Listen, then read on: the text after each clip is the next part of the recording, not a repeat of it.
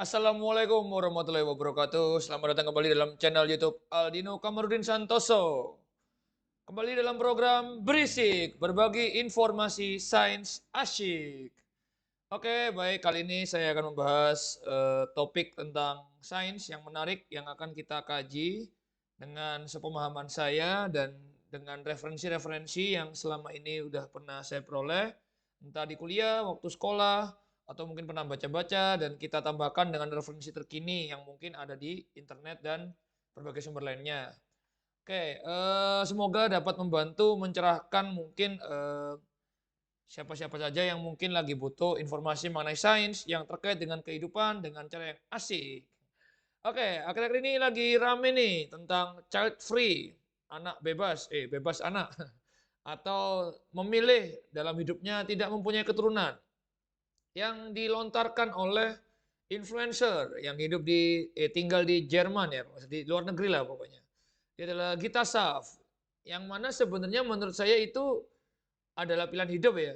Cuma ini ada yang sedikit kontroversial ini kan.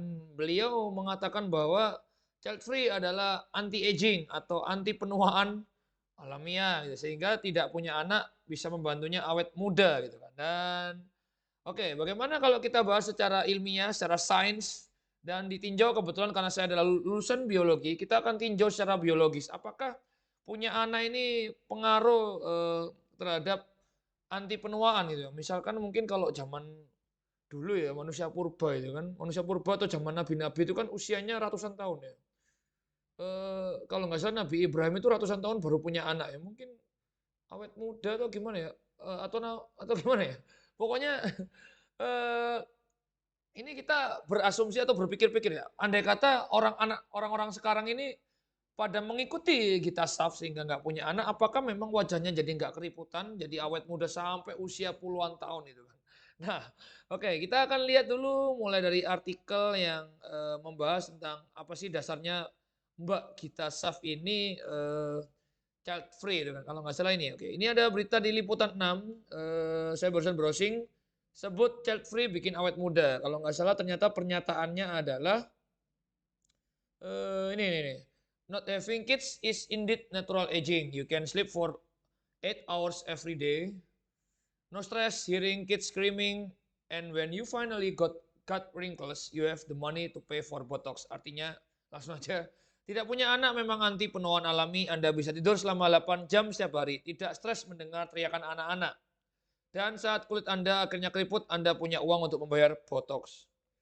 Ya, tidak stres mendengar teriakan anak-anak.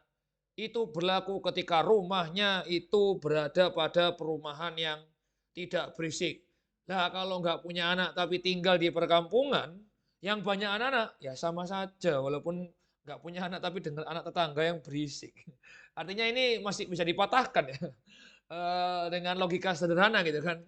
Oke, terus ketika kulit Anda keriput, Anda punya uang untuk membayar botox.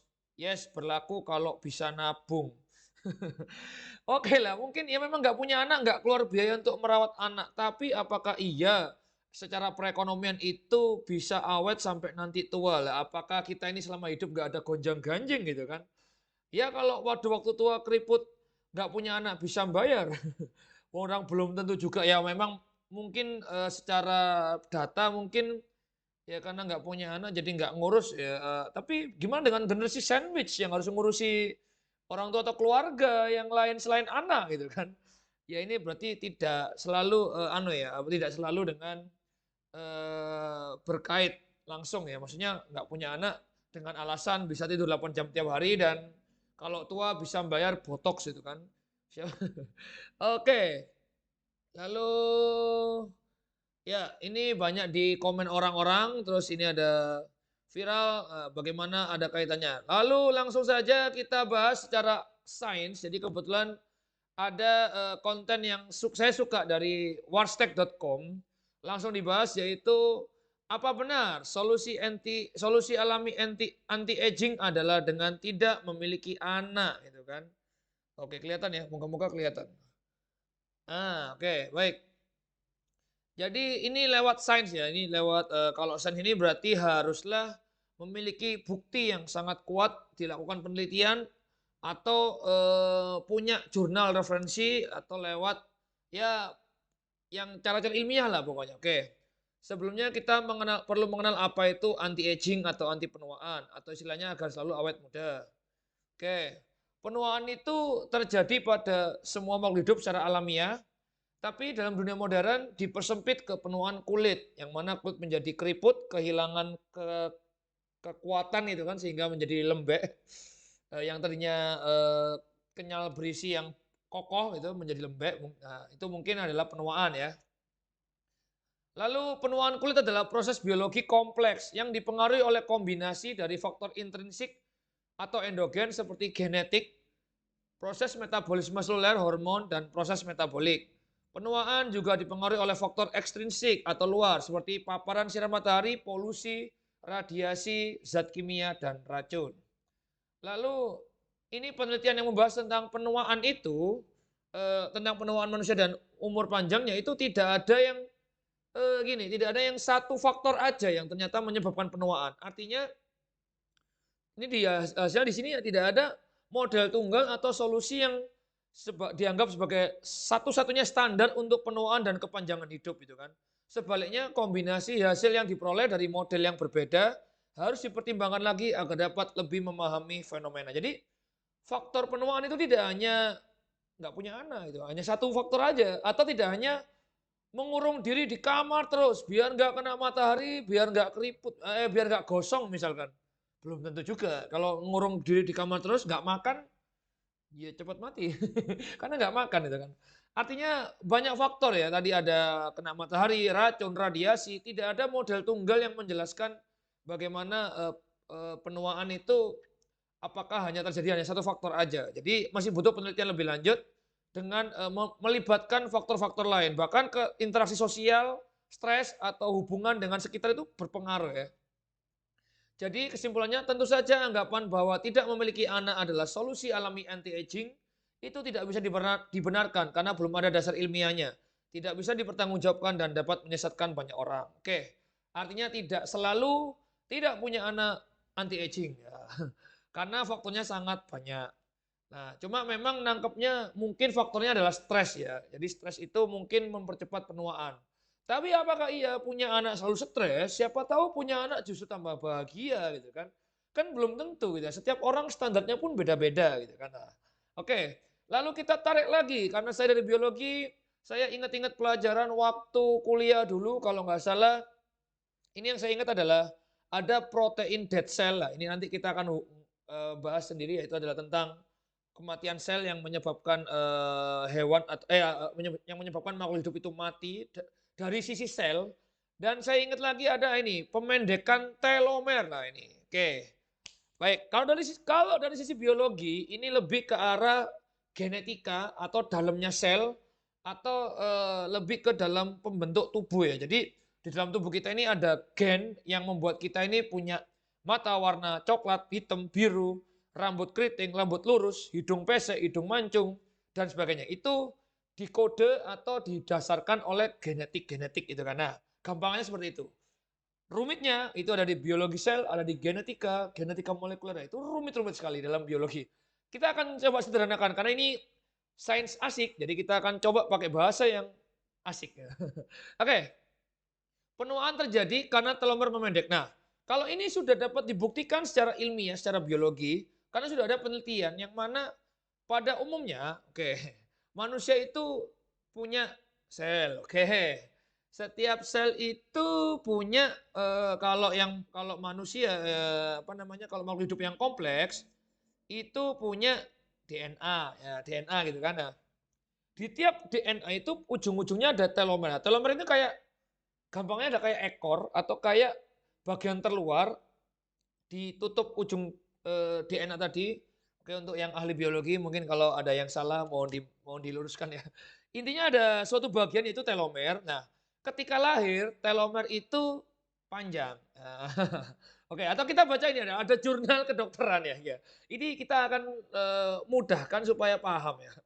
Oke, telomer adalah segmen DNA yang terletak pada ujung kromosom sel eukariot. Jadi kita punya sel, bagian terkecil tubuh kita, misalkan sel darah, sel tulang, sel saraf gitu kan.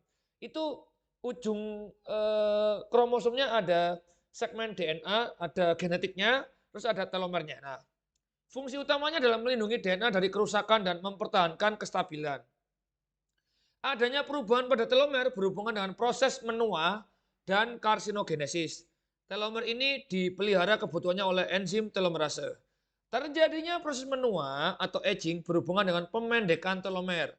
Pada manusia, panjang telomer memendek secara proporsional sesuai dengan umur. Artinya, ketika kita bertambah umur, setiap ulang tahun, telomer kita tambah pendek, tambah pendek, tambah pendek. Nah, seperti itu. Nah, enzim telomerase sangat berperan dalam mempertahankan proliferasi sel kanker.